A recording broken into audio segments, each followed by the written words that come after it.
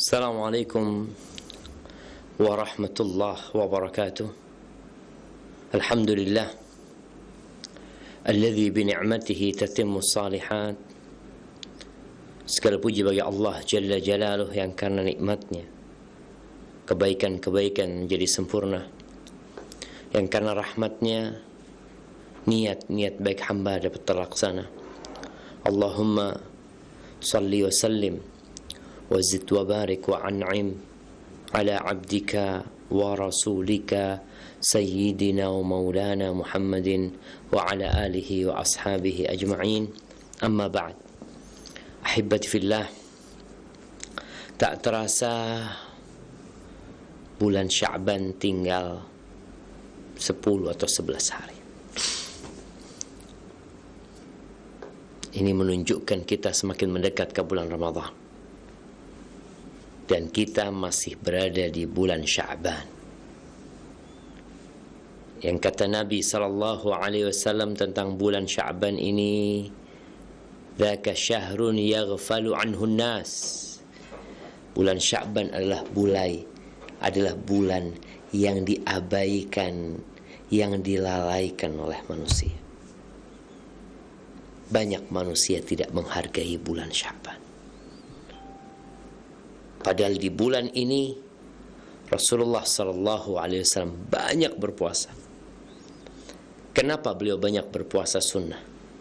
Karena di bulan Sya'ban ini amalan itu diangkat kepada Allah Azza wa Jal. Fa uhibbu an yurfa'a amali wa ana sha'im. Aku ingin, kata Nabi SAW, amalanku diangkat dalam kondisi aku berpuasa. Ahibati fillah, sebagian kita menjelang Ramadan ini tidak mempersiapkan bekal, tidak mempersiapkan diri. Dia anggap Ramadan hanya ibadah rutinitas setiap tahun. Padahal di bulan Ramadan Allah turunkan Al-Quranul Karim dari 12 bulan sejak Muharram sampai Dzulhijjah. Allah Jalla Jalaluh memilih Ramadan untuk pelaksanaan rukun Islam. Kita tidak diwajibkan puasa di bulan Syawal, wala Dzulqa'dah, wala Dzulhijjah, wala Muharram, Safar, Rabiul Awal, Rabiul Akhir, Jumadal Ula, Jumadal Akhir, Rajab, la Sya'ban, bas Ramadan. Karena di bulan Ramadan ini tuftahu fihi abwabul jinan, pintu-pintu surga dibuka, jemaah. Kita lihat bagaimana gembiranya manusia ketika melihat event yang ada di Mandalika, di Lombok sana. Mereka begitu gembiranya, antusiasnya, yang seharusnya mereka lebih antusias menyambut bulan Ramadan. Karena pintu-pintu sudah dibuka, pintu-pintu neraka ditutup. Wasufidati syayatin, setan-setan dibelenggu. Wafi, Masya Allah. Dan ini yang lebih indah, yang seharusnya memotivasi kita lebih kuat lagi. Wafihi lailatun khairun min alfi syahr. Di bulan Ramadan itu ada satu malam yang lebih baik dari 1000 bulan. Satu malam lebih baik dari 1000 bulan. Yang mungkin sebagian manusia atau kebanyakan manusia umurnya nggak sampai 1000 bulan. 1000 bulan itu kira-kira 83 tahun plus 4 bulan. Tuh, ada satu malam di bulan Ramadan yang lebih baik dari 1000 bulan. Man hurima khairaha faqad hurim. Orang yang terhalang tidak dapat meraih kebaikan satu malam itu, satu malam dari 30 hari, nanti diperkecil 10 hari terakhir, ada satu malam yang lebih baik dari 1000 bulan. Kalau ada yang nggak bisa mendapatkannya, maka nih orang terhalang dari kebaikan. Tapi bagaimana kita akan mendapatkan kalau kita nggak pernah mempersiapkan diri untuk mendapatkannya? Maka ahibati fillah, mulailah kita menata hati kita, menguatkan niat kita dan bergembira dengan datangnya bulan Ramadan. Sehingga orang yang bergembira paling tidak dia telah mempersiapkan diri. Persiapan menyambut Ramadan bukan dengan menumpuk minyak goreng, tidak pula dengan membeli telur atau membeli gula. Karena terkadang umat Islam di bulan Ramadan malah lebih banyak, lebih boros daripada di selain bulan Ramadan. Ada apa? Padahal Ramadan adalah bulan puasa, bukan bulan makan. Kita menahan makan dan minum, kita menahan syahwat kita. Itu bulan Ramadan. Dan puasa ini satu-satunya ibadah yang standar balasannya itu Allah yang kasih. Salat, zakat, udah ada ketentuannya. Tapi kalau bicara puasa, kata Allah Azza wa Jal dalam sebuah hadis qudsi, illa saum fa innahu li wa ana ajzi bihi, kecuali puasa itu milikku, kata Allah Azza wa Jal, dan aku yang akan memberikan balasan. Baik, Allahumma ballighna Ramadan, Allahumma ballighna Ramadan, Allahumma sallim lana Ramadan wa sallimna li Ramadan wa tasallamhu minna mutaqabbala. Semoga Allah menyelamatkan kita untuk bisa hadir di bulan Ramadan, dan semoga Ramadan itu selamat buat kita. Dan akhirnya kita bisa beramal dengan amal soleh, amal kebajikan di dalamnya, dan semoga Allah menerima amalan kita. Ahibati fillah, kita akan melanjutkan kajian kita berkaitan dengan kitab Al-Adabul Mufrad. InsyaAllah kita sampai ke bab 350. Babun qaulur rajuli fidaka abi wa ummi. Bab tentang ucapan seseorang, siap menjadi tebusanmu bapak dan ibu. Ahibati fillah, ungkapan ini tidak dimaksudkan makna yang sebenarnya, tapi ini ungkapan untuk menumbuhkan cinta, menyirami kasih, sehingga bersemilah cinta di antara orang-orang yang beriman. Kita tuh dalam bergaul diperintahkan untuk memilih kata-kata yang terbaik, memanggil saudara kita dengan nama yang terbaik yang dia miliki, ya. Kemudian berbicara sama dia dengan intonasi yang lembut, ya. Kemudian kata-kata yang dipilih juga kata-kata yang baik, tidak sembarangan. Kenapa?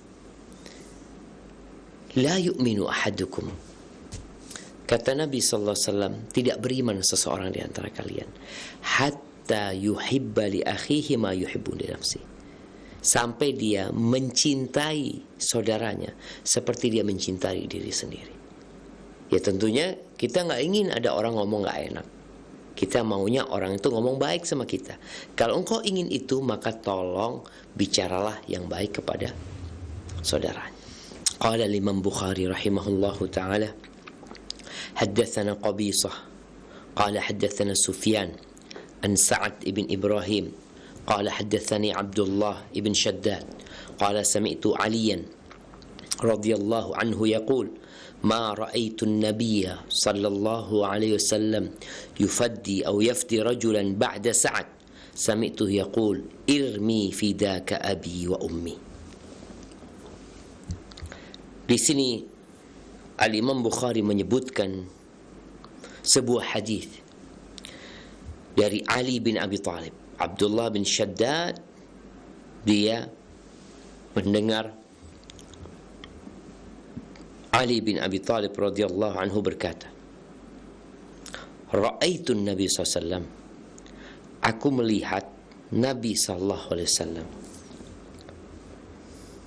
Atau ma ra'aitun Nabi yafti rajulan, aku tidak pernah, ya, ini nafi, aku tidak pernah melihat Nabi sallallahu alaihi wasallam menjadikan ayah bundanya sebagai tebusan selain Sa'ad.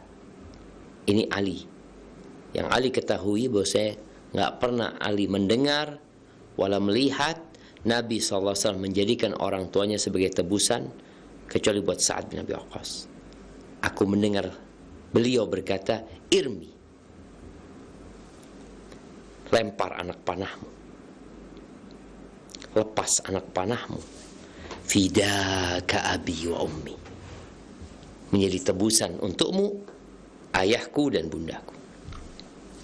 Ahibati fillah, tentunya ucapan ini ucapan yang sangat menyenangkan Sa'ad bin Abi Waqqas. Ucapan yang memotivasi dia untuk semakin semangat, semakin bersungguh-sungguh membela agama Allah ini. Siapa Sa'ad bin Abi Waqqas? Sa'ad bin Abi Waqqas adalah salah satu dari 10 sahabat Nabi yang dijamin masuk surga. Dia termasuk orang yang pertama masuk Islam di kota Makkah Al-Mukarramah. Apa kata Imam Az-Zahabi dalam kitabnya Siyar A'lamin Nubala? Dia mengatakan, Al-Amir Abu Ishaq Sa'ad bin Abi Waqqas, wasmu Abi Waqqas Malik bin Uhayb Al-Qurashi. Sa'ad bin Abi Waqqas, Ibu Waqqas ini namanya adalah Malik. Dia punya hubungan kerabat dengan Nabi SAW. Kenapa? Karena dia dari Bani Zuhrah saat ini. Dan ibu Nabi SAW, Aminah bintu Wahab Zuhriyah, dari Bani Zuhrah. Wahia ibnatu ammi Abi Waqqas. Jadi ibunya Nabi SAW ini sepupunya ayahnya Sa'ad. Jadi ibunya Nabi itu sepupuan sama Sa'ad bin Abi Waqqas. Jadi Sa'ad ini ya ada hubungan kerabat sama Nabi SAW. Nabi kadang-kala mengatakan, Sa'ad ini khal, saudara ibuku. Sa'ad memiliki peran yang penting dalam perjalanan dakwah ini. Di antaranya yang menunjukkan atas keberanian dan kepiawaian Sa'ad bin Abi Waqqas adalah hadis yang diriwayatkan oleh Aisyah radhiyallahu anha qalat, sahira Rasulullah SAW maqdimahul Madinah. Ketika Nabi SAW datang ke kota Madinah, beliau kan belum tahu dengan kondisi kota Madinah. Ketika itu Nabi nggak bisa tidur. Faqala laita rajulan salihan min ashabi yahrusuni al-laila. Tahu-tahu Nabi mengatakan, andai ada seorang yang soleh dari sahabatku yang menjaga aku malam ini. Apa kata Aisyah? Fabaina nahnu kadzalik sami'na khashyata silah. Ketika kami sedang bersama Nabi SAW dalam kondisi seperti itu, kami mendengar suaranya senjata.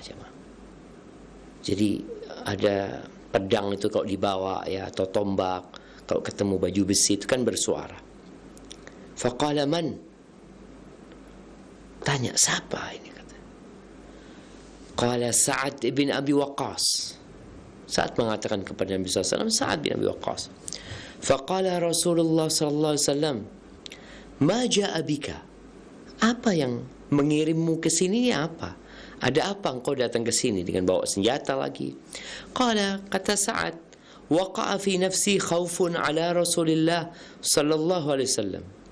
Faji'tu ahrusuh.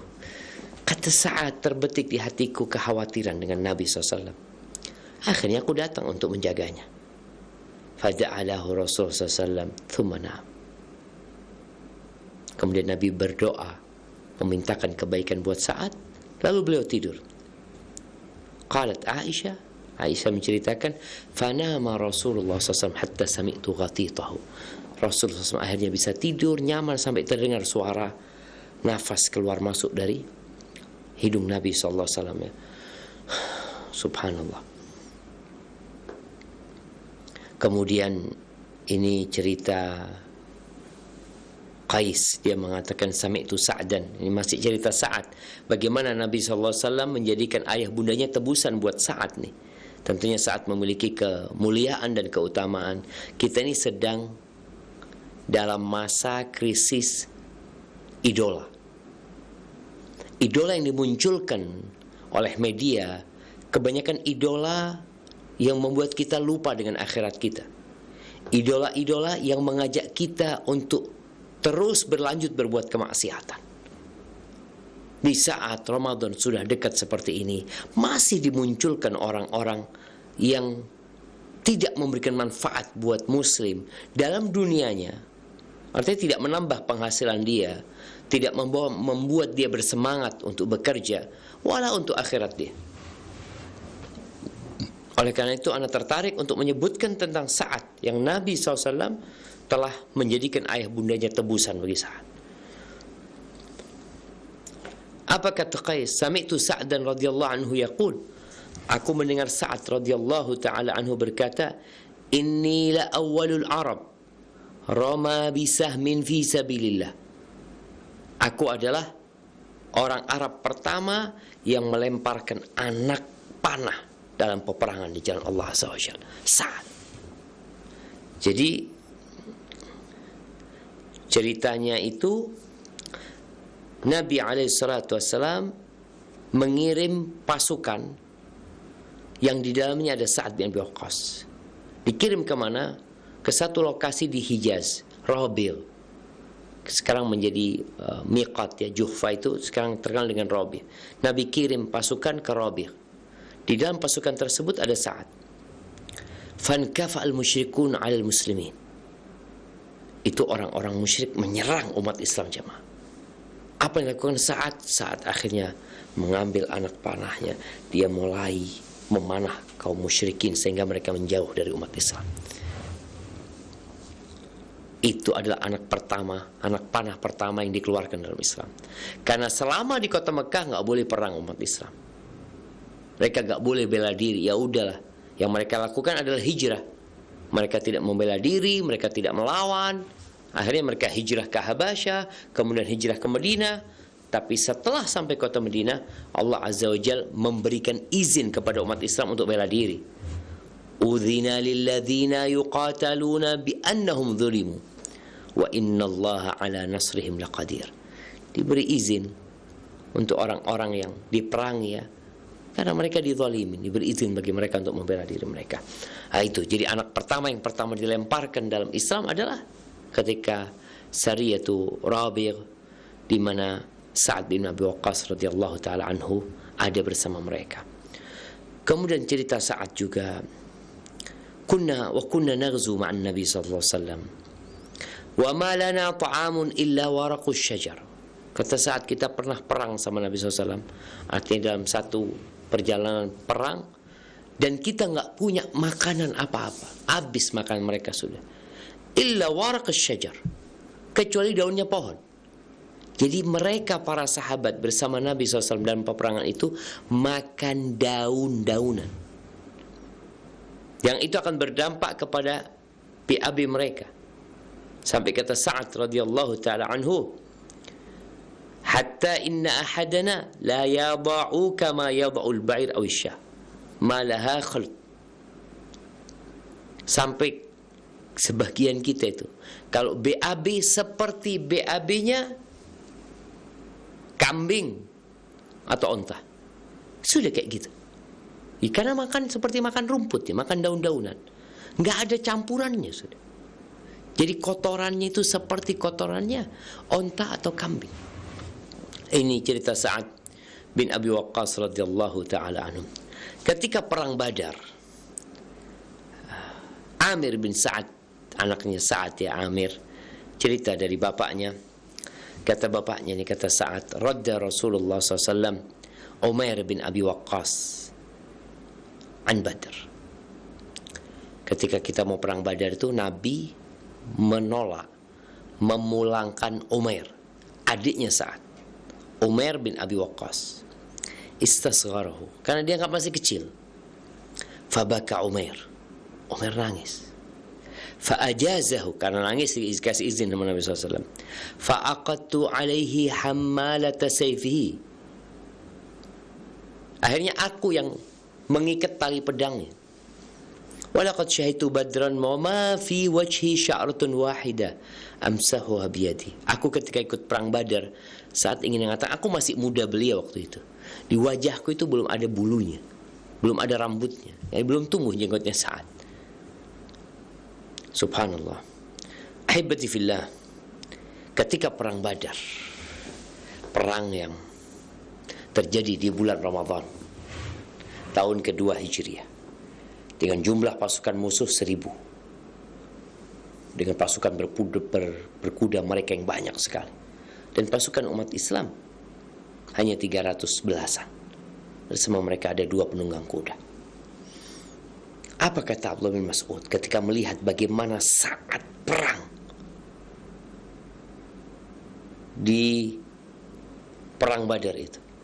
Laqad ra'aitu Sa'dan yuqatilu yawma badrin qital al-farisi fir rijal. Aku melihat saat itu berperang, berjuang seperti penunggang kuda, padahal dia jalan kaki.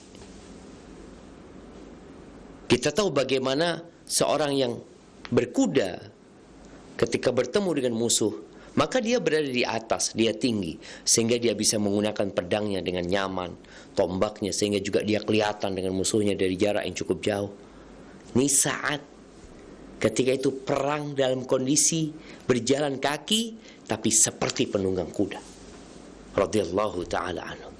Makanya saat ini dipilih ya oleh Umar bin Khattab untuk menjadi panglima perang melawan Persia pada peperangan Qadisiyah, yaitu perang penentuan, dan Allah memberikan kemenangan kepada umat Islam pada waktu itu. Taib, cerita hadis yang bersama kita bagaimana Nabi SAW mengumpulkan bapak dan ibunya buat Sa'ad bin Abi Waqqas radhiyallahu anhum. Ini cerita Amir bin Sa'ad bin Abi Waqqas dari ayahnya, anna Rasulullah SAW jama'a lahu abawayh. Nabi SAW menggabungkan ayah bundanya untuk Sa'ad radhiyallahu anhu. Qala kana rajulun minal musyrikin qad ahraqal muslimin. Ketika perang Uhud ya, ada satu orang dari kaum musyrikin itu yang membakar umat Islam, artinya menghabisi umat Islam. Faqala Rasulullah SAW, irmi fidaka abi wa ummi, engkau lempar orang tersebut dengan panahmu, ayah ibu bundaku jadi tebusan buat engkau. Fanaza'tu bisahmin laisa fihi nasr. Kata saat aku tarik anak panahku itu, enggak ada ujung besinya, enggak ada, kayu doang sudah. Fa asabtu jabhatahu, aku lemparkan mengenai keningnya. Fa waqa'a, orang itu tersungkur dan tersingkap auratnya. Fa dhahika Rasulullah sallallahu alaihi wasallam hatta badat nawajiduhu. Nabi melihat itu, beliau tertawa sampai nampak gigi gerahamnya.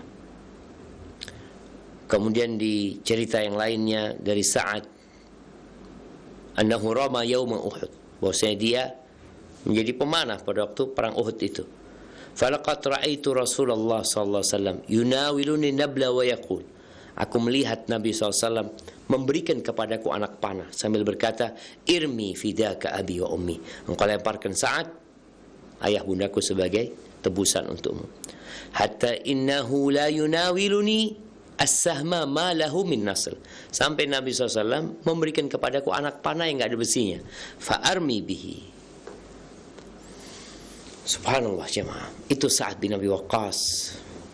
Dia pernah jadi gubernur di Kufah setelah penaklukan Persia. Umar bin Khattab radhiyallahu anhu menjadikan Sa'ad sebagai gubernur di Kufah. Ahibati fillah, masuk surga itu perlu perjuangan. Orang kalau mau naik kelas itu perlu ujian. Mau naik pangkat terkadang harus sekolah lagi dan melewatin berbagai macam ujian. Sa'ad bin Abi Waqqas melewatin ujian yang banyak sekali. Ketika dia menjadi gubernur di Kufah, bertahun-tahun dia jadi. Syaka ahlul Kufah Sa'adan, penduduk Kufah mengeluhkan Sa'ad, mengadukan perilaku gubernur Sa'ad kepada Umar bin Khattab radhiyallahu taala anhu.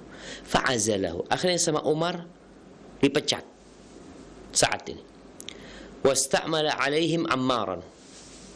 Digantikan sama Ammar bin Yasir jadi gubernur Kufah. Fasyakau hatta dzakaru, di antara yang diadukan oleh penduduk Kufah, mereka itu sampai ngomong saat ini nggak bisa sholat, sholatnya nggak benar. Mereka menyebutkan la yuhsinu yusalli, dia sholat dia, karena amir gubernur pada waktu itu mereka jadi imam sholat.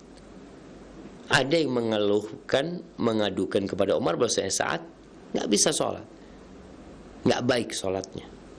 Fa'arsala ilaihi faqala ya Aba Ishaq. Akhirnya diutus orang untuk jemput Sa'ad, dipanggil Sa'ad. Ditanya sama Umar, ya Aba Ishaq, inna haula yaz'umun annaka la tuhsinu tusalli. Orang-orang itu menuduhmu engkau enggak bagus salatnya. Qala Abu Ishaq, apa kata Sa'ad? Ama ana, ini kadang-kala difitnah jemaah. Orang itu kalau menjadi orang baik, maka akan ada orang-orang jelek yang gak suka sama dia. Karena baiknya Sa'ad, ada orang-orang yang gak suka sama Sa'ad. Maka Sa'ad menjelaskan, ketika dia diminta untuk memberikan klarifikasi, maka Sa'ad memberikan klarifikasi. Apa kata Sa'ad?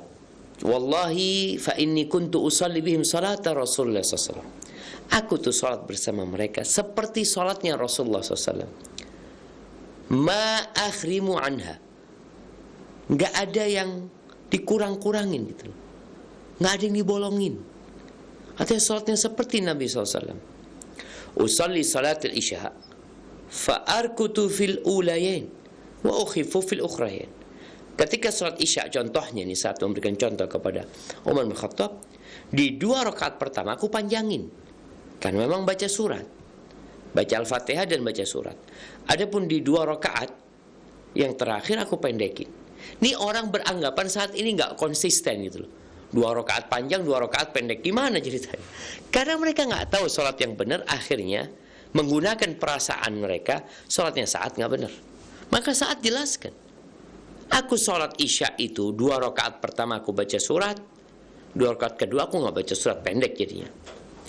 Apa kata Umar bin Khattab radhiyallahu taala anhu? Dzaka dhannu bika ya Aba Ishaq. Itu prasangka kita kepadamu seperti itu gitu loh. Engkau hidup bersama Nabi SAW, engkau tahu bagaimana salatnya Rasulullah SAW. Kemudian Umar bin Khattab radhiyallahu taala anhu mengirim orang bersama Sa'ad berangkat ke Kufah. Untuk apa? Namanya Sa'ad harus dibersihkan. Jadi memang ada orang-orang yang ingin membunuh nama baiknya Sa'ad, membunuh karakter Sa'ad. Dan ini berbahaya. Kenapa? Sa'ad sahabat Nabi radhiyallahu taala anhu, salah satu yang dijamin masuk surga, lalu difitnah salatnya nggak benar. Maka Umar kirim orang bersama Sa'ad untuk membuat klarifikasi. Fasa'ala anhu ahlal Kufati wa lam yada' masjidan illa sa'ala anhu. Orang-orang yang dikirim oleh Umar bin Khattab ini datang ke masjid-masjid yang ada di Kufah. Mereka setiap datang ke masjid menanyakan kepada penduduk masjid tersebut, bagaimana tentang Sa'ad bin Abi Waqqas. Karena Umar ingin benar-benar clear masalah. Setiap masjid yang ditanya, mereka semua memuji dan menyanjung Sa'ad sebagai gubernur yang baik. Hatta dakhala masjidan li Bani Abbas.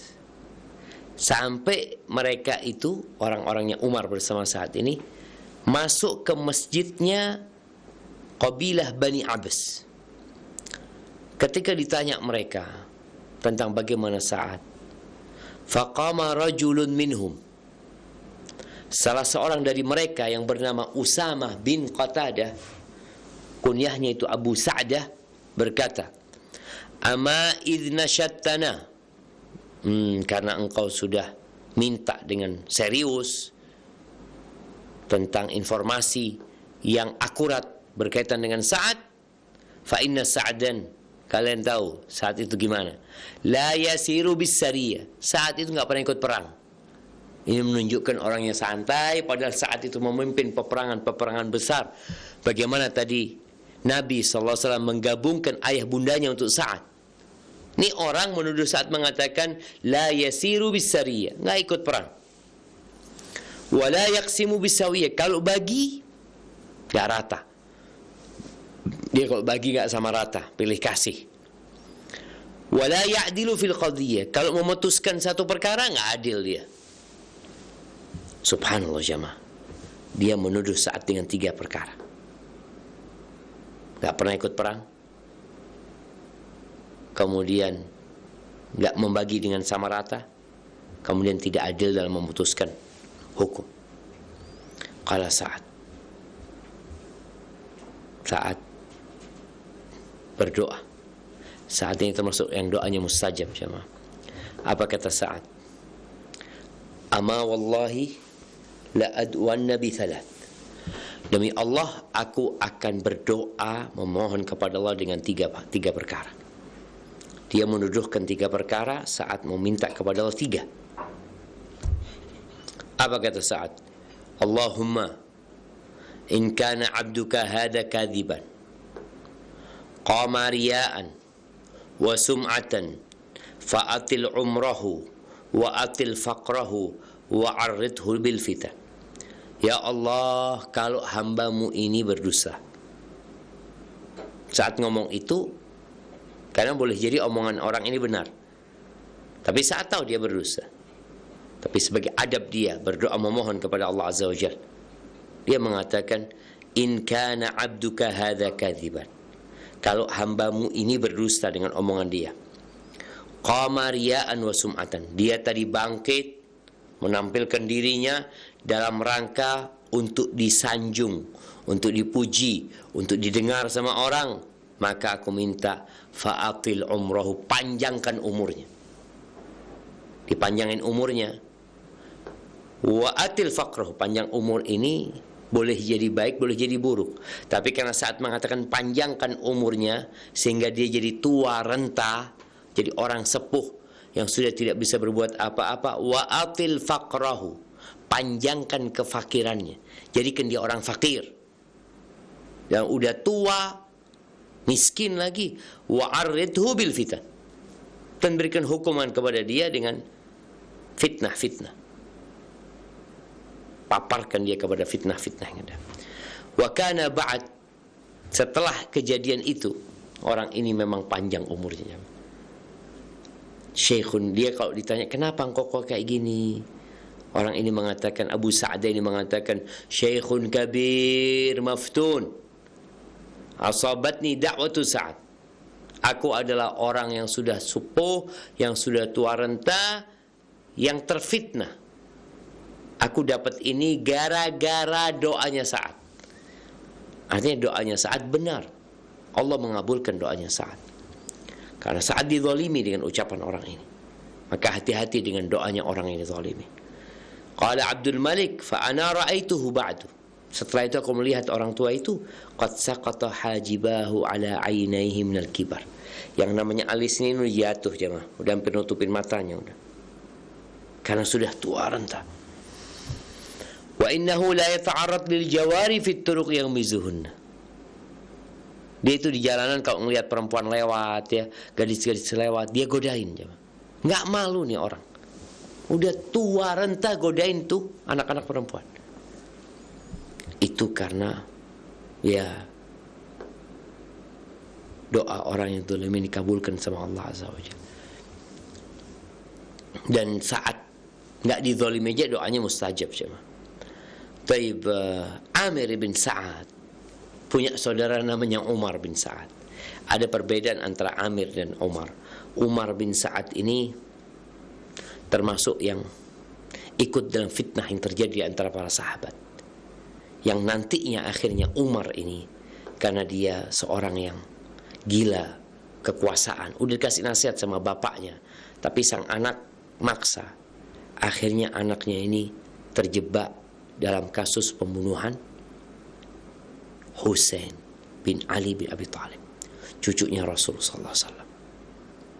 Karena dia mau dipecat jadi pemimpin, nggak mau dia. Ya udah, kalau nggak mau berangkat bawa pasukan yang tujuannya membunuh Husain bin Ali bin Abi Thalib radhiyallahu taala anhuma. Taib, apa ceritanya Amir bin Sa'ad tentang saudaranya Umar bin Sa'ad? Karena Sa'ad ibn Abi Waqqas fi ibilihi. Sa'ad ketika terjadi fitnah di antara para sahabat, Sa'ad itu menghindar. Dia mengasingkan diri, hidup sendiri bersama ternak dia, bersama onta dan kambing dia, bersama keluarganya.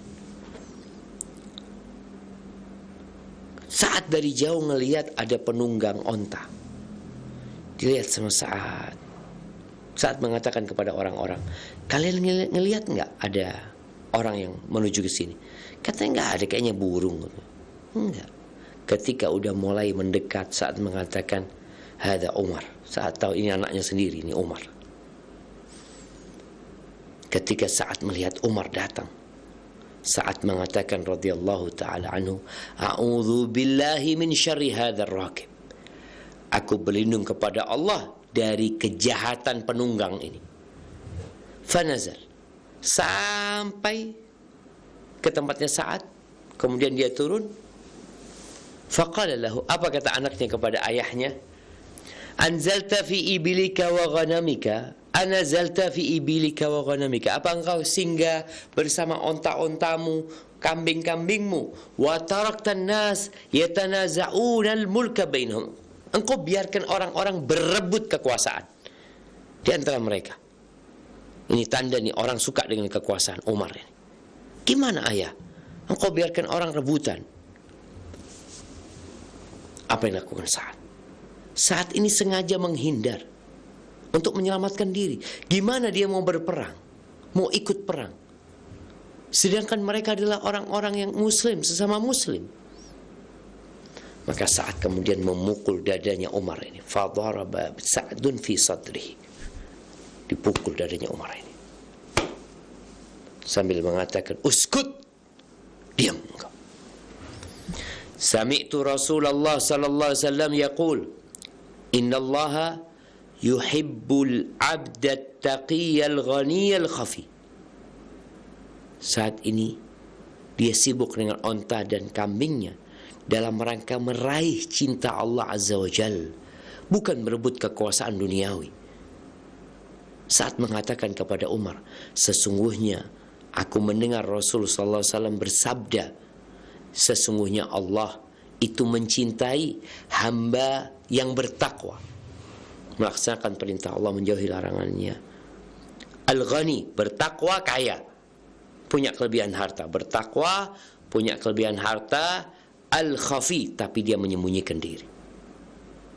Dia bukan orang yang sok, bukan orang yang suka pamer, menampakkan kekayaannya lah. Ini nasihat ya. Kadang-kala sebagian orang muslim, muslimah, Allah berikan kepadanya kelebihan rizki. Seharusnya yang dia lakukan bukan menampakkan kekayaannya, tapi dia berbagi. Allah itu cinta dengan hamba yang bertakwa, kaya, dan tersembunyi. Nggak ada yang kenal, nggak ada yang tahu sama dia. Tapi masyarakat merasakan kebaikan orang ini. Dan itu yang terjadi dengan Sa'ad bin Abi Waqqas radhiyallahu ta'ala anhu. Dia tidak menjadikan kekayaannya sarana untuk mencari tahta dan kekuasaan. Lah, dia tidak juga sedang ingin populer, ingin disanjung oleh manusia lah. Maka jadilah hamba yang bertakwa kepada Allah, yang punya kelebihan harta, kemudian menyembunyikan diri karena dia tidak ingin pujian dan sanjungan dari masyarakat. Dia beramal lillahi ta'ala. Akhirnya Umar bin Sa'ad yang tadi dikasih nasihat sama Sa'ad itu, ya dibunuh juga. Dibunuh karena kelakuan dia yang tidak benar. Taib ahibati fillah, Sa'ad meninggal dunia pada tahun 55 Hijriah. 55 Hijriah. Disebutkan dia punya anak kira-kira 17 ya. Ada yang menarik nih, Sa'ad punya anak 17, meninggal tahun 55 Hijriah. Tahun insyaallah penaklukan kota Mekah, Fathu Mekah. Sa'ad bin Abi Waqqas itu sakit di Mekah. Parah sakitnya. Seakan-akan dia sudah mau meninggal dunia. Nabi SAW membesuk Sa'ad. Lalu Sa'ad mengatakan kepada Rasulullah SAW, "Ya Rasulullah, aku tuh punya harta yang cukup banyak ya. Dan tidak ada ahli warisku kecuali satu perempuan. Gimana menurutmu kalau aku sodakohkan semua, aku wasiatkan semua harta?" Kata Nabi, setengah nggak boleh. Setengahnya nggak boleh. Yang terakhir Nabi mengatakan sepertiga. Dan sepertiga itu sudah banyak. Itu tahun ke-8 Hijriah. Anaknya baru satu perempuan. Tapi ternyata saat nggak mati pada waktu itu, umurnya terus bertambah sampai dia berumur 78 tahun. Beliau meninggal pada tahun 55 Hijriah di istananya di Aqiq ya. Ada rumah yang bagus di Aqiq, dan dia berwasiat untuk dikafani dengan jubah dari wol yang dia mengatakan, "Laqitul musyrikina fiha yauma badr."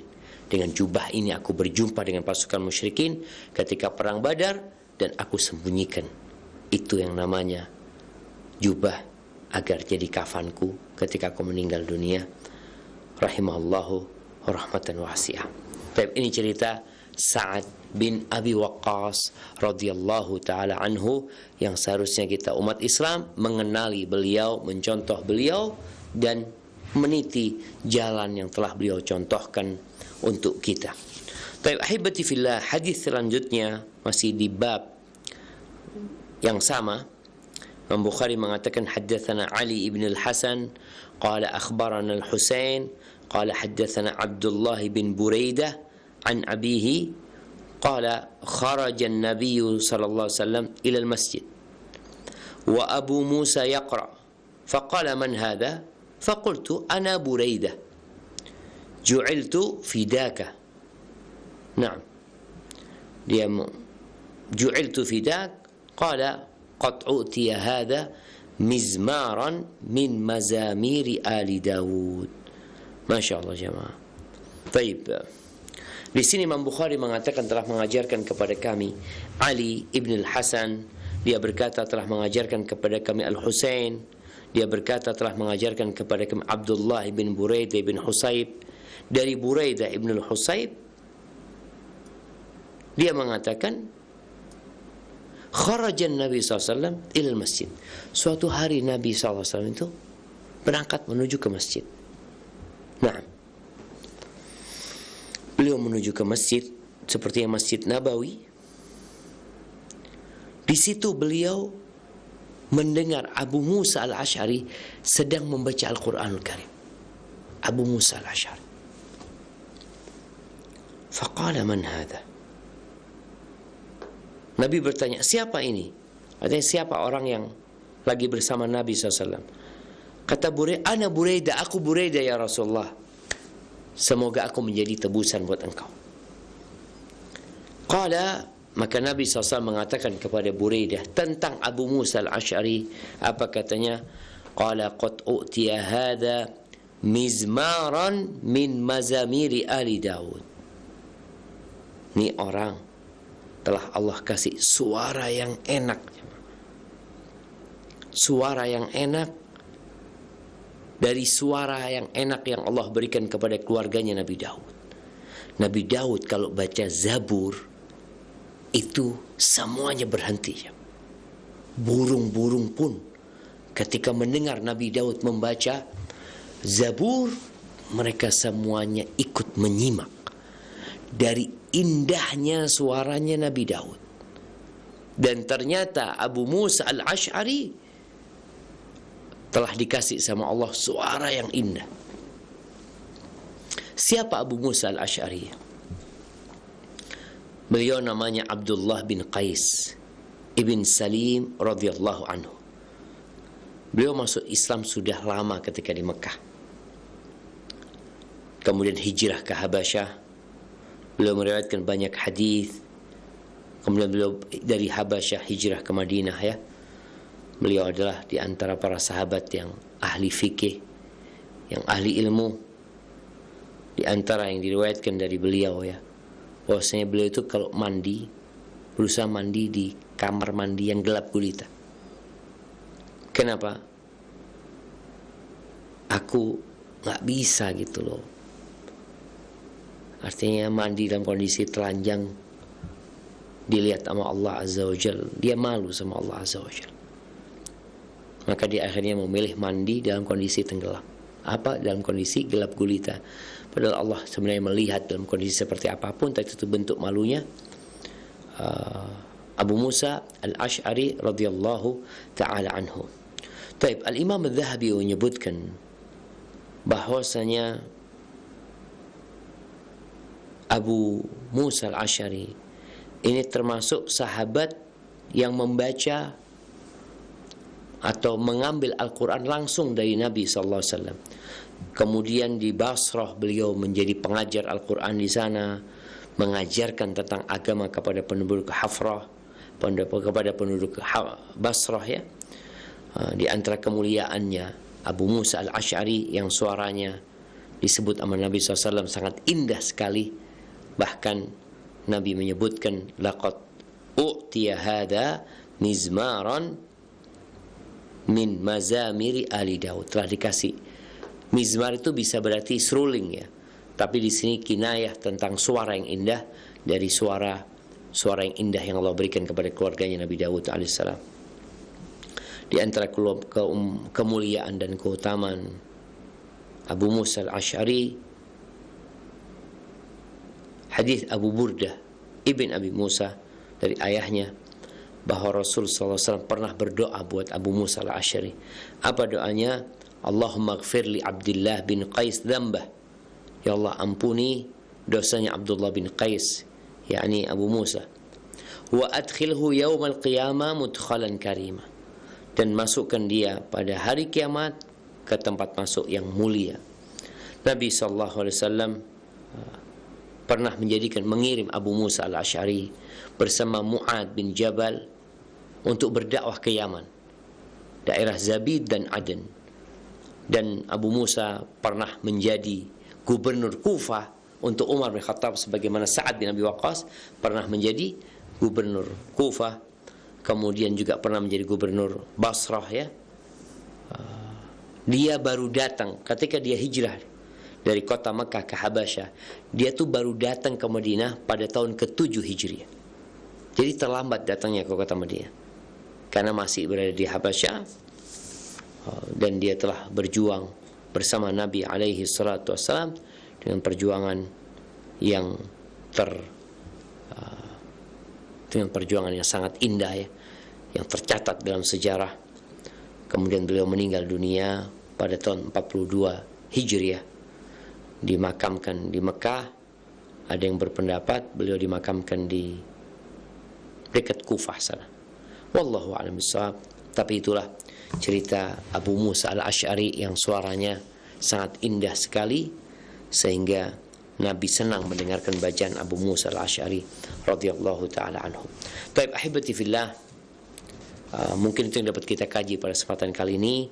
InsyaAllah kita masuk ke bab yang baru pada pertemuan yang akan datang, yaitu bab nomor 351, bab qaulir rajul ya bunayya liman abuhu lam yudrikil Islam.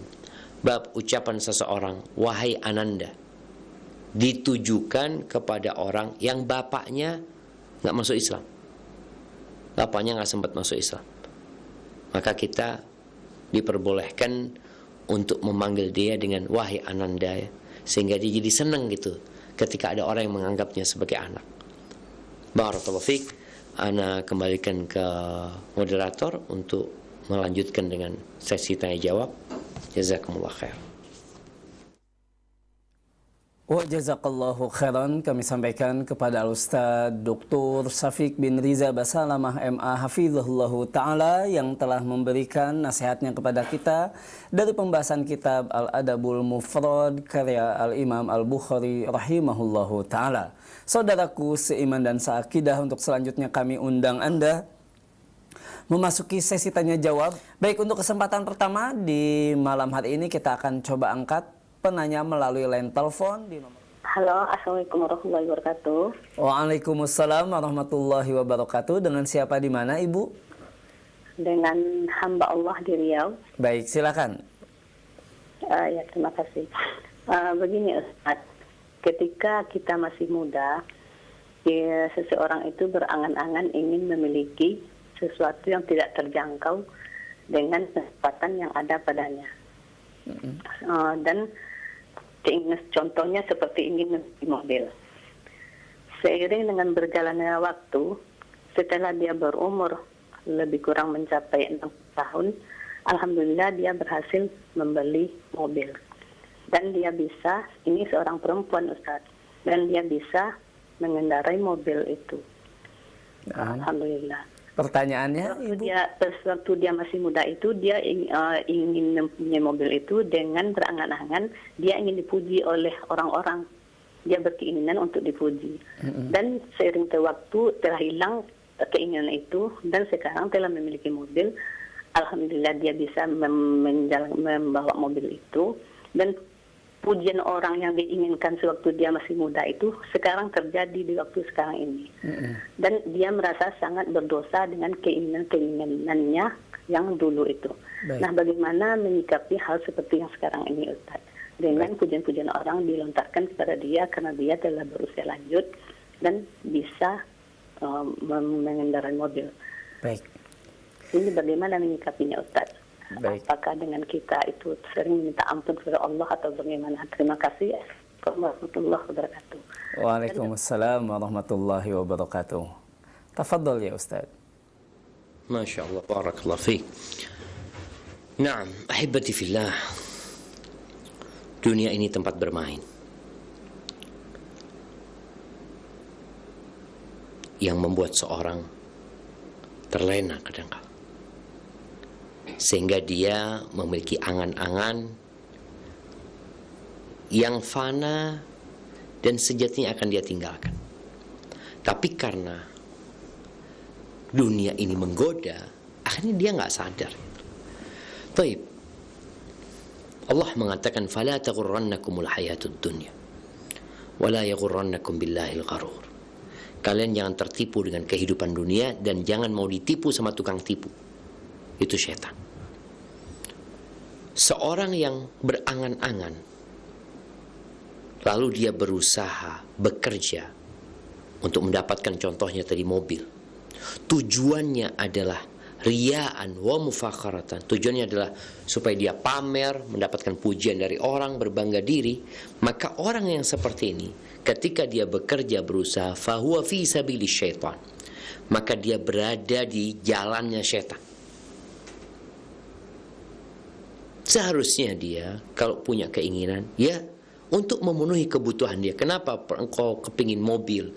Iya, soalnya motor ana udah gak cukup. Ana punya anak 2. Musim hujan kadangkala Ustaz. Lagi mau datang anak ketiga, ana butuh mobil gitu. Sehingga dia berupaya, berusaha untuk dapat mobil karena kebutuhan.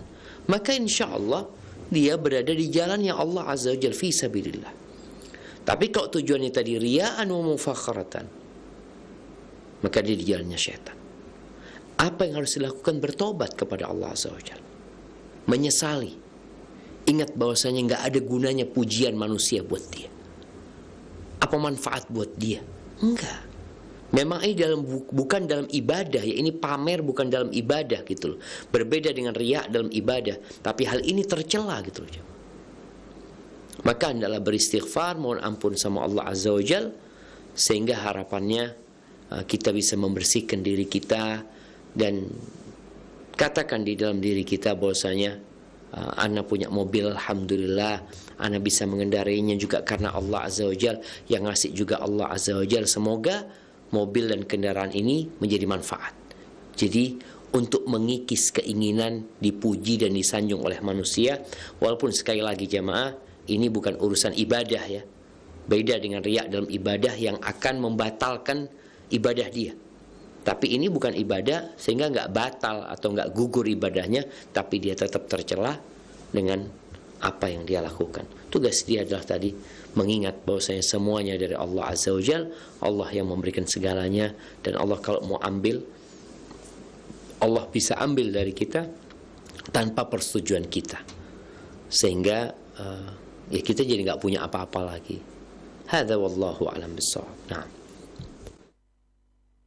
Jazakallahu khairan Ustadz atas penjelasannya. Dan berikutnya pertanyaan melalui pesan WhatsApp Ustadz dari Ibu Sri di Kuningan, Jawa Barat. Ingin bertanya Ustadz, bolehkah saya ikut tradisi, yakni bersih-bersih makam, setelah itu makan di sepanjang jalan menuju makam? Mohon nasihatnya Ustadz.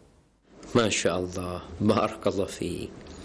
Ahibati fillah, makam itu perlu dijaga, perlu dibersihkan agar tidak dihinakan sama orang, agar tidak menjadi tempat mungkin binatang buas, tempat serangga-serangga yang berbahaya, karena kita disuruh ziarah kubur. Nabi SAW ketika memakamkan saudaranya Uthman bin Mad'un, saudara sesusuan beliau memberikan tanda di kuburannya Uthman ini, kasih tanda dengan batu. Beliau mengatakan, hakadha ata'allamu qabra akhi. Dengan ini aku tahu ini kuburan saudaraku, dan aku akan makamkan dari kerabatku yang meninggal di dekatnya dia ini.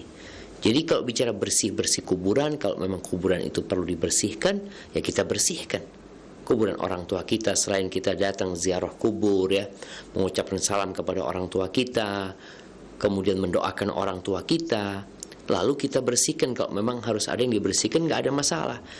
Tapi kalau ada waktu tertentu pembersihan itu, ya, sehingga kalau tidak dibersihkan pada waktu itu akan berdampak ini dan itu yang tidak sesuai dengan sunnah Nabi SAW. Adapun setelah bersih-bersih, namanya orang capek, ya, seperti orang kalau dari sawah umpamanya, mereka kadang-kala bersihin sawahnya, rombongan tuh perempuan-perempuan tua-tua kalau di kampung ini, atau mereka tanam, setelah itu mereka makan bareng-bareng, nggak ada masalah. Ini berkaitannya karena memang mereka capek, mereka bawa bekal, kemudian mereka makan di situ. Tapi kalau mereka melakukan itu sebagai sebuah keyakinan, ada keyakinan ini dan itu, ya, atau beranggapan ini adalah sunnah, ini adalah ajaran dari Nabi SAW, ini perlu dalil yang menjelaskan apakah itu memang dianjurkan Nabi SAW atau tidak. Tapi kalau sekedar makan biasa, tidak meyakini ini dan itu, ya makannya orang lapar itu loh jamaah, itu nggak ada masalah. Hadza wallahu a'lam bissawab. Jazakallahu khairan Ustadz atas penjelasannya. Dan untuk berikutnya kembali kita akan angkat pertanyaan melalui line telepon. Kami persilahkan kembali. Assalamualaikum. Waalaikumsalam warahmatullahi wabarakatuh. Dengan siapa di mana Ibu? Dari Siliana di Situbondo. Baik, silakan. Ini Ustadz, tanya masalah doa ini Ustadz. Apakah doa ini harus dipakai untuk diamalkan untuk sore hari atau di malam hari? Doanya seperti ini Ustadz. Allahumma fil lana fi lailatina hadiyat jama'in wa habil muslimin minal muhsinin. Itu yang pertama. Yang kedua, Allahumma ma qasamta fi hadil lailatis syarifatil mubarakah. Ini Ustadz, ini pantas ini dipakai waktu apa ini? Diamalkan untuk sore atau di malam hari Ustaz? Mohon penjelasan Ustaz. Assalamualaikum warahmatullahi wabarakatuh. Waalaikumsalam warahmatullahi wabarakatuh. Baik, tafadhol ya Ustaz. Masya Allah, barakallahu fiik. Ya ahibati fillah, kalau bicara lailah, maka itu dibaca di malam hari. Doa yang dibaca waktu petang itu juga ada doa yang di dalamnya ada ucapan lailah, seperti amsayna wa amsal mulku lillah walhamdulillahi rabbil alamin. Amsayna, kita masuk ke waktu petang, ya, belum malam nih, tapi sudah petang, sudah sore. Dan pada sore hari itu kerajaan semua milik Allah dan segala puji bagi Allah Azza wa Jalla. Allahumma inni as'aluka khaira hadhil lailah. Aku mohon kepadamu kebaikan malam ini. Karena sore itu akan menuju ke malam, sehingga kita minta kebaikan malam hari itu. Jadi bacanya di waktu sore nggak ada masalah, karena memang waktu sore itu menuju ke malam. Sebagaimana waktu pagi menuju ke siang, jadi kita mintanya di waktu pagi itu hari ini. Bukan kita bicara pagi ini, tapi mintanya hari ini. Begitu pula ketika kita membaca di waktu sore, itu kita mintanya malam ini, karena kita sedang menuju ke malam. Jadi dibacanya ketika sore nggak ada masalah, ketika sudah malam pun nggak ada masalah. Seperti yang diajarkan oleh Nabi SAW, bahwasanya doa yang dibaca di waktu petang itu adalah menunjukkan waktunya sore hari, tapi yang diminta adalah berkaitan dengan yang setelah sore hari itu. Seperti doa amsayna wa amsal mulku lillah walhamdulillah la ilaha illallah wahdahu la syarikalah lahul mulku wa lahul hamdu wa huwa ala kulli syai'in qadir rabbi as'aluka khaira ma fi hadhil lailah wa khaira ma ba'daha. Ya Allah, aku minta kebaikan malam hari ini. Padahal masih sore waktu itu, tapi yang diminta adalah malam, yang karena dia sedang menuju kepada malam. Hada wallahu a'lam bissawab. Nah.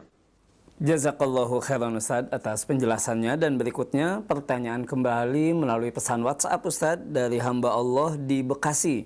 Ingin bertanya Ustaz, bagaimana hukumnya ana masih mempunyai hutang puasa wajib di waktu masih muda Ustaz, yang ana hitung dan kira-kira walaupun sebagiannya sudah ana cicil.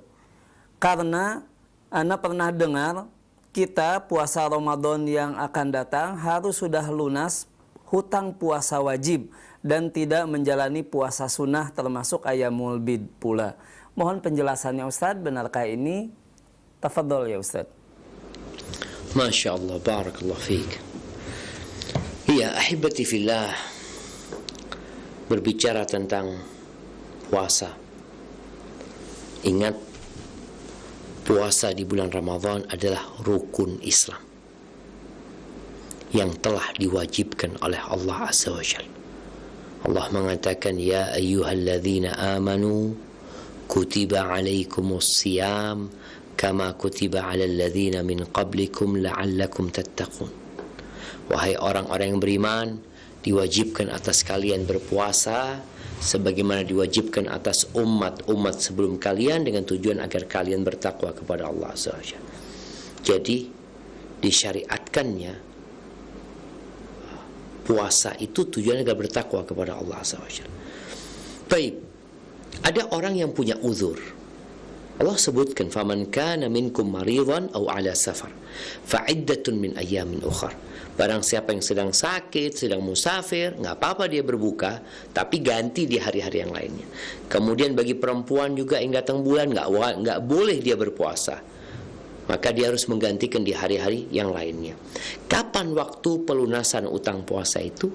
Maka dari Ramadan sampai Ramadan selanjutnya, itu waktu yang diberikan 11 bulan kira-kira dia punya kesempatan untuk melunasi hutangnya. Yang hutangnya tentunya nggak lebih dari 1 bulan ya. Dia bisa membayarnya di 11 bulan tersebut. Tapi ada orang seperti yang ditanyakan tadi, dia nggak bayar memang. Dia hanya berpuasa di bulan Ramadan, kalau dia hutang dia nggak bayar. Sampai mungkin ketika dia SMP, SMA, berlanjut nanti sampai kuliah, sampai akhirnya dia sadar. Ketika dia sadar ternyata dia punya utang selama 10 tahun. Dia nggak pernah membayar hutang puasa. Bagaimana dia ketika waktu itu saya sudah puasa ayyamul bid, puasa Senin Kamis. Kalau tidak diniatkan puasa mengqadha, ya tetap jatuhnya puasa sunnah.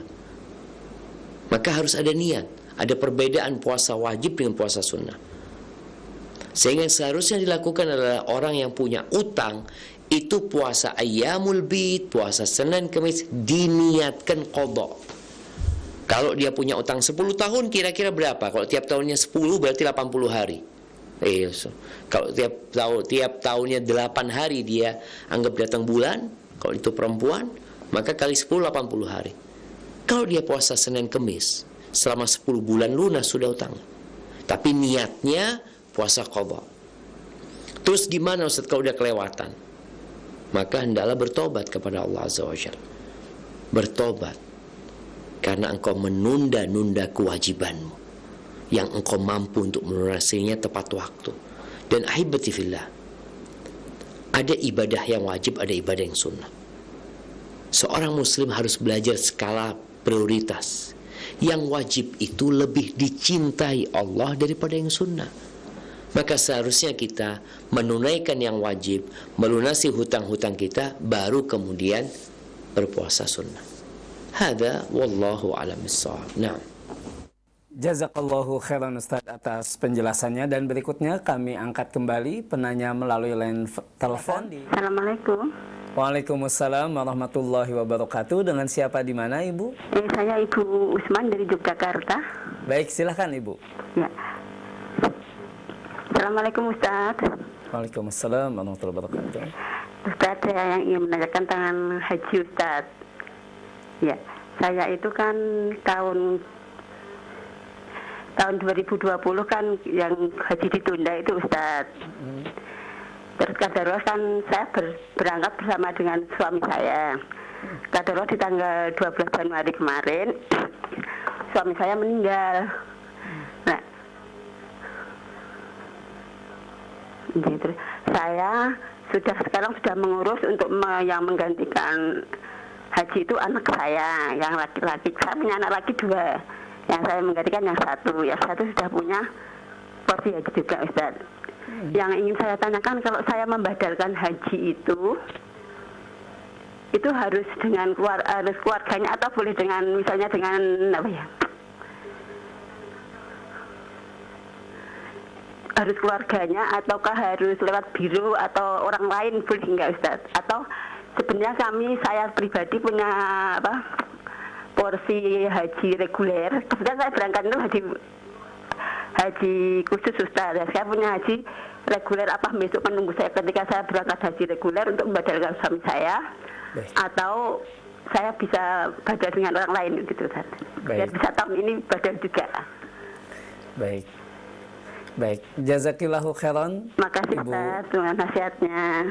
Baik, tafadhol ya Ustaz. Masya Allah, barakallahu fiik. Naam, ahibati fillah.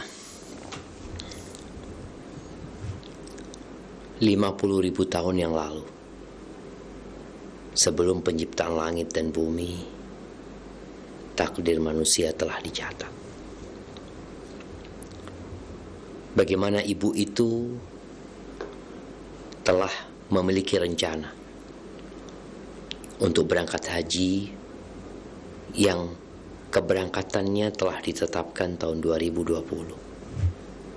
Tapi ternyata takdir berkata lain. Suaminya meninggal dunia dan negara Indonesia pada tahun itu tidak berangkat haji. Begitu pula di tahun 2021. Semoga kita bisa berangkat haji di tahun ini insyaallah 1443 Hijriah. Taib. Yang ditanyakan ibu tadi berkaitan dengan membadalkan haji. Ya, diperbolehkan seorang itu menggantikan haji orang yang telah meninggal dunia. Apalagi tadi dikatakan orang ini telah daftar ya, telah bayar, tinggal berangkat orang ini. Maka kalau bisa memang dia diganti hajinya. Ada badal haji tadi. Tapi sekarang siapa yang membadalkan? Syarat yang membadalkan haji itu adalah orang yang sudah pernah berangkat haji. Kalau dikatakan tadi ternyata ada anaknya sebagai pengganti ayahnya, tapi nggak bisa dia membadalkan ayahnya. Akhirnya dia haji untuk diri dia sendiri. Terus bagaimana dengan kondisi ayahnya? Maka uang yang untuk berangkat haji ayahnya itu, disitulah mungkin bisa digunakan untuk badal haji. Nggak harus keluarga, bisa jadi diberikan kepada orang lain untuk menggantikan haji suami ibu yang meninggal dunia. Akan tetapi kalau bicara orang lain, tolong cari orang yang amanah, cari orang yang akan melaksanakan ibadah haji itu dengan dengan baik ya. Boleh jadi ada orang-orang yang punya ilmu, cuma dia nggak mampu gitu loh. maka mungkin mereka bisa dipilih, tapi mereka mungkin sudah pernah haji, kepingin haji lagi, udah dikasih biayanya, tapi niatnya badal buat suami ibu. Tapi kalau nggak ada, ya pilihannya mungkin dicarikan yang ada di Mekah, ada di Madinah ya. Mungkin di situ ada mahasiswa para penuntut ilmu yang bisa membantu untuk membadalkan haji. Jadi insya Allah nggak ada masalah, nggak harus keluarganya, nggak harus kerabatnya, tapi nasihat ana, carilah orang yang amanah, yang bakal menjalankan haji sesuai dengan syariat. Jadi bukan asal-asalan hajinya. Kadang-kadang ada orang yang haji pokok dapat duit dia berangkat haji. Di sana dia tidak benar pelaksanaan ibadah hajinya. Hadza wallahu a'lam bishawab. Semoga Allah mengampuni dosa orang-orang yang telah meninggal dunia dan merahmati mereka, dan semoga ketika kita bergabung dengan mereka, Allah juga mematikan kita di atas husnul khatimah dan mengampuni dosa-dosa kita. Amin. Barakallahu fikna. Jazakallahu khairan Ustadz atas penjelasannya, dan berikutnya kembali pertanyaan melalui pesan WhatsApp Ustadz. Tidak disebutkan dari mana dan di mana. Ana berumur 22 tahun Ustadz. Ana hijrah sudah sekitar 5 tahun. Dan ketika itu ujian datang silih berganti. Sekarang ana mendapat ujian yang kemungkinan untuk sembuh sangat sulit. Minta nasihatnya Ustadz supaya bisa tegar dan istiqomah menghadapi ujian tersebut. Masya Allah. Barakallahu fiik. Ahibati fillah. Ujian yang diberikan kepada kita boleh jadi adalah untuk penghapusan dosa. Bala yang kita terima itu boleh jadi untuk menghapuskan dosa-dosa kita. Artinya kita jadi sedang dibersihkan nih. Dan boleh jadi ujian itu untuk mengangkat derajat kita. Sehingga setelah dosa-dosa itu dibersihkan ya, kemudian Allah angkat derajat kita. Oleh karena itu Rasulullah SAW mengatakan, idza ahabballahu qauman yusib minhu. Kalau Allah cinta kepada satu kaum, maka Allah akan kasih musibah kepada orang tersebut. Jadi ini tanda cinta Allah kepada hambanya. Orang yang sehat, orang yang kaya, orang yang tampan, yang hidupnya penuh dengan kenikmatan, itu bukan tanda cinta Allah Azza wa Jalla. Jangan sampai kita berpikir tatkala melihat orang itu hidupnya nyaman berarti Allah cinta sama dia. Enggak. Fir'aun kau lihat bagaimana hidupnya dia, dengan kerajaan, kekuasaan. Allah tidak cinta sama dia. Innallaha yu'tid dunya man yuhibbu wa man la yuhib. Allah itu berbagi dunia kepada orang yang Allah cintai dan kepada orang yang Allah tidak cintai. Wala yu'til iman illa man yuhib. Tapi Allah tidak berbagi keimanan kecuali kepada orang yang Allah cintai. Jadi kalau kondisimu sekarang, engkau alhamdulillah dengan ujian ini, engkau tetap tegar ya, tetap yakin dengan takdir Allah Azza wa Jalla, semoga ini menjadi tanda cinta Allah kepadamu. Dan ketahuilah, setiap malam yang gelap gulita, yang penuh dengan petir dan air hujan yang deras, ketahuilah itu nggak lama. Bentar lagi dia akan pergi. Akan datang fajar mengusir gelapnya malam. Akan datang mentari mengusir gelapnya ya malam hari yang begitu kelamnya. Dan engkau juga semoga bisa bersabar ya menghadapi itu semua. Ketika engkau nggak mampu ya, berat sekali, lihatlah kepada yang di bawahmu, yang lebih susah daripada dirimu, yang ujiannya lebih berat daripada ujianmu. Kemudian ingat, Allah Azza wa Jalla itu lebih sayang sama kita daripada orang tua kita dan daripada seluruh penduduk bumi ini. Nabi Ayub alaihissalam, ketika beliau mendapatkan ujian penyakit ya yang menjijikkan ya, membuat orang-orang akhirnya meninggalkan Nabi Ayub, hartanya habis, keluarganya mati. Bagaimana doanya Nabi Ayub setelah 18 tahun diuji dengan ujian tersebut? Wa ayyuba idh nada rabbahu anni massaniyad-dur wa anta arhamur rahimin. Dan Nabi Ayub ya, ketika beliau berdoa menyeru Tuhannya, mengatakan, sesungguhnya aku ditimpa sesuatu yang membahayakan, ditimpa penyakit, dan Engkau ya Allah Arhamur Rahimin, Engkau adalah yang paling pengasih di antara yang mengasihi. Artinya udah dikasih ujian, tetap dia tidak berburuk sangka sama Allah, karena dia tahu Allah itu lebih sayang sama kita daripada orang tua kita. Hada wallahu a'lam bissawab. Na'am. Jazakallahu khairan Ustaz atas penjelasannya. Dan kembali pertanyaan melalui pesan WhatsApp Ustaz. Kami angkat pertanyaan dari Ummu Adelia di Pontianak Ustaz. Ingin bertanya terkait sahabat Sa'ad bin Abi Waqqas radhiyallahu anhu yang meninggal dan dikafani dengan baju berbahan wol Ustaz. Pertanyaannya, untuk mayit apakah kain kafan itu yang tak berjahit atau seperti baju yang akan nampak kaki Ustaz? Mohon penjelasannya. Jazakallahu khairan. Masya Allah. Barakallahu fiik. Ya ahibati fillah. Jadi tadi yang dikatakan saat di baju wol yang dia pakai itu minta digunakan untuk kafannya. Jadi kafan itu bukan dijadikan baju ya, tapi dibungkus dengannya. Dan boleh jadi jubah tadi, jubahnya Sa'ad bin Abi Waqqas itu bukan dipakaikan seperti kita melihat ada mayit non muslim kadang-kala ya, dengan celana yang dipakai. Tidak. Jadi pakaian itu dibungkus dengannya. Kita tahu jubah ada lengan tangannya, tapi dia bisa juga digunakan untuk membungkus. Jadi bukan dipakai seperti baju, tapi dipakai seperti ya seperti kain gitu loh. Jadi seperti kain, penggunaannya itu digunakan seperti kain, walaupun tadi dia ada jahitannya, tapi tidak digunakan seperti baju. Mungkin seperti itu maksudnya. Hadza wallahu a'lam bissawab. Nah. Jazakallahu khairan Ustaz atas penjelasannya. Dan untuk berikutnya kami angkat kembali pertanyaan melalui line telepon. Halo, Assalamualaikum. Waalaikumsalam warahmatullahi wabarakatuh. Dengan siapa di mana Ibu?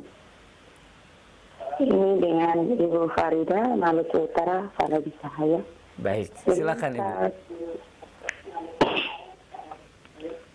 Pertanyaan saya Ustaz, bagaimana cara mendoakan orang tua kita yang sudah meninggal, seperti mengirimkan Al-Fatihah atau baca surat-surat lain, sementara di dalam hadis tidak ada dalil yang mengatakan bahwa yang sudah meninggal itu bisa dibacakan surat Al-Fatihah atau surat Yasin.